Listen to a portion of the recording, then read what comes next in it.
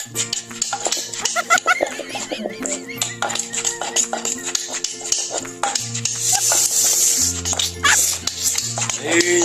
้ยยังบ่ทันได้กินได้ดิ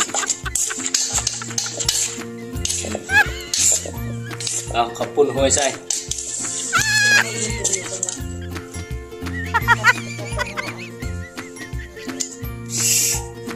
อิ่ม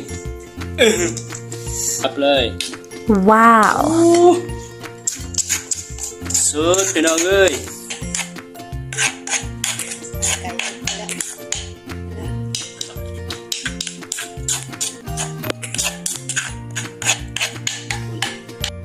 สวัสดีทุกคนนะวันนี้ก็จะพาทุกคนไปปิ้งซีน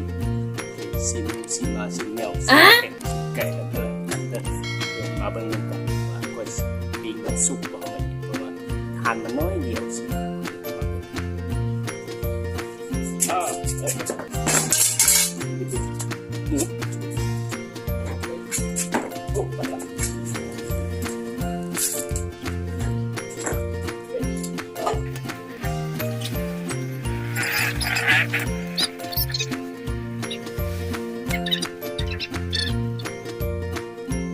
ครับพี่น้องเอ้ย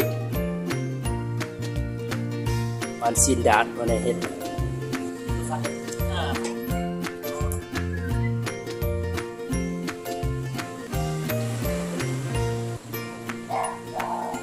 งานตัวนี้นั้นตัวเขาปีนเขาพลิกเมื่อกี้แล้วตัวนี้นะ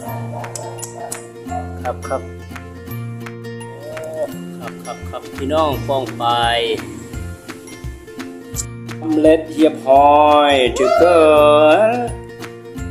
นี่บ่สุกแต่ทากินไปแรงเนี่ยใส่เป็นทอนแล้วก็จำเจียวแล้วก็ตำข้าวปุ้นครับมาเด้อปิ้งซีนจำเจียวลวกผักโอ้ยสุดพี่น้องป้องไปเอ้ยตำมักรุ่งนี่นะใส่เลย